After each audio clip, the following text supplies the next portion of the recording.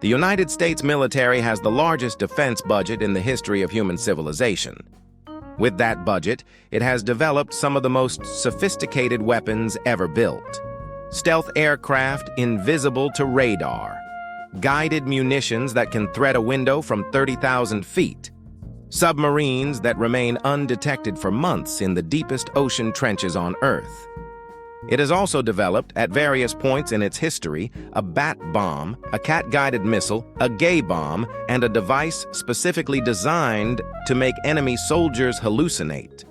All of these are real. All of them were funded by the United States government. Several of them reached advanced development or field testing before someone in a position of authority decided that perhaps the American military did not need to weaponize hallucinations or deploy bats carrying incendiary devices over Japanese cities. Today we are going through the strangest, most improbable, and in several cases genuinely disturbing weapons programs in American military history. Not the ones that were merely expensive failures. We have covered those elsewhere. These are the ones that reveal something specific and strange about what happens when military necessity, Cold War paranoia, and an essentially unlimited research budget collide with human creativity at its most unconstrained. Number 1. The Bat Bomb. In 1941, a dentist from Pennsylvania named Lytle Adams submitted a proposal to the White House suggesting that the United States military attach small incendiary devices to Mexican free-tailed bats and release them over Japanese cities. His reasoning was specific. Japanese urban construction at the time relied heavily on wood and paper building materials. Bats, he noted, would roost in the eaves and attics of buildings when released in populated areas. Incendiary devices on a timer attached to the bats before release would ignite after the bats had dispersed throughout the city, starting fires in thousands of locations simultaneously in a pattern that no conventional bombing raid could replicate. The proposal reached President Roosevelt, who passed it to the military for evaluation. The military, rather than dismissing it immediately, funded it. The National Defense Research Committee tested the concept across multiple facilities in the American Southwest. Bats were captured, fitted with small incendiary devices, and tested for their ability to carry the load and their behavioral tendency to seek enclosed spaces. The tests confirmed the concept was technically viable. The bats could carry the devices. They would roost in buildings when released. The incendiaries would ignite. In one notable test at an Army Air Force auxiliary field in New Mexico, a group of armed bats escaped from their containers before the test was complete and roosted in the facility itself, burning down a hangar and a general's car. The bats had worked exactly as designed. The target had simply been the wrong one. The bat bomb program was canceled in 1944, reportedly when it was determined that the atomic bomb program would produce results faster, an assessment that proved accurate, though one imagines the conversation in which someone had to compare the timeline of the Manhattan Project against the bat bomb program to reach that conclusion. Number 2. The Acoustic Kitty. In the early 1960s, the Central Intelligence Agency's Directorate of Science and Technology developed a program called Acoustic Kitty, which proposed to address a specific intelligence collection problem: the difficulty of placing a listening device close enough to Soviet officials having sensitive conversations in outdoor locations where conventional bugs could not be placed. The solution the CIA developed was to surgically implant a microphone and a small radio transmitter inside a living cat, with a thin antenna wire running along its tail. The cat, being a cat, could wander into proximity with Soviet officials in parks, embassy courtyards, and other outdoor locations without attracting suspicion. The implanted electronics would transmit the conversations to a nearby CIA receiver.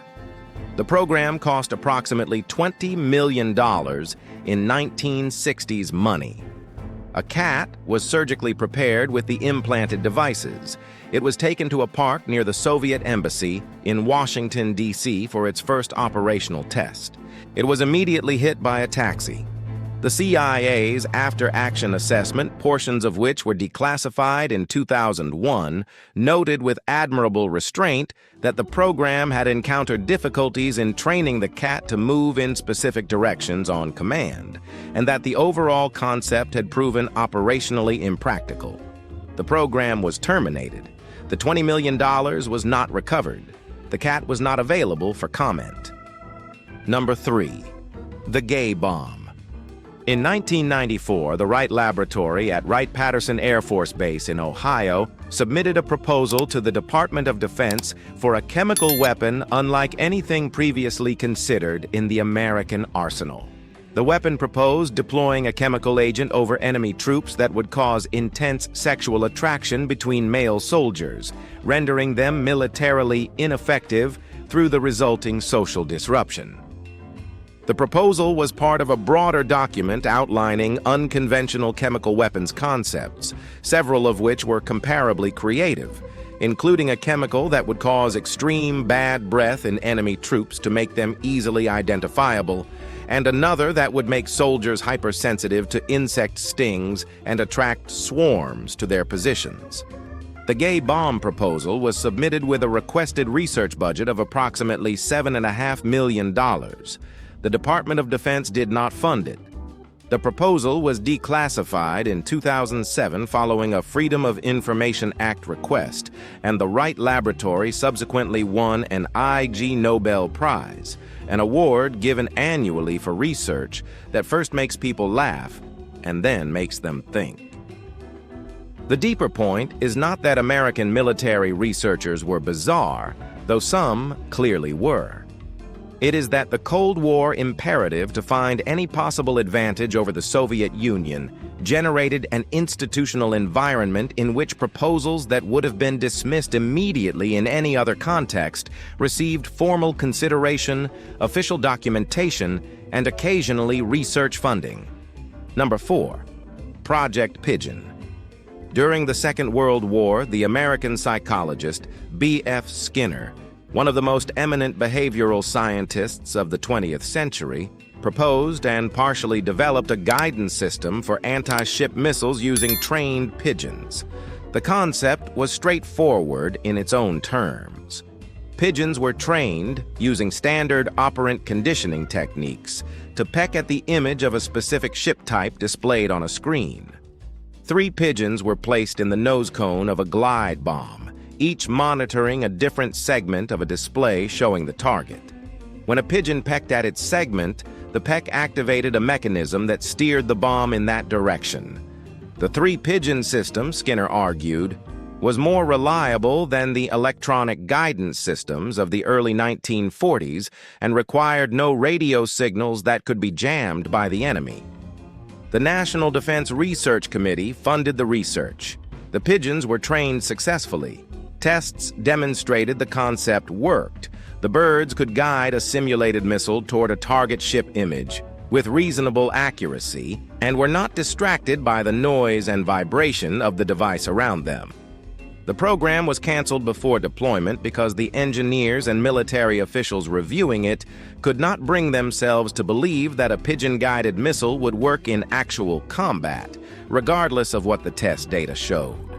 The concept made intuitive sense to no one outside the behavioral science community, and in the end, the engineer's intuition outweighed the evidence. Skinner maintained for the rest of his life that it would have worked. He was probably right. Number 5.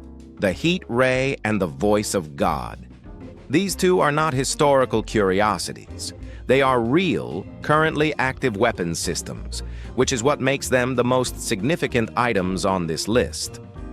The active denial system, known informally as the heat ray, is a directed energy weapon developed by the Air Force Research Laboratory that fires a focused beam of millimeter-wave electromagnetic radiation at human targets. The beam penetrates approximately 1/64 of an inch into human skin and causes an immediate and intense sensation of burning heat. The sensation is overwhelmingly painful, but causes no lasting physical damage at operational distances. The effect stops the instant the beam is no longer directed at the target. Human subjects exposed to it move away immediately and instinctively. The active denial system has been in development since the 1990s and has been deployed operationally. It represents a genuinely functional, non-lethal crowd control and area denial capability. The military has used it far more cautiously than its capabilities would suggest, partly because the phrase heat ray generates public reaction that the actual operational reality of the system does not justify. The next video goes inside the Special Operations Unit that makes Delta Force look publicly transparent. A command so classified that even its existence remained officially denied for over a decade after it began operating. Tell me in the comments, which of these 5 surprised you most? And do you think the research budget spent on programs like these is wasted? Or is creative failure part of how military innovation actually works? Drop your answer below.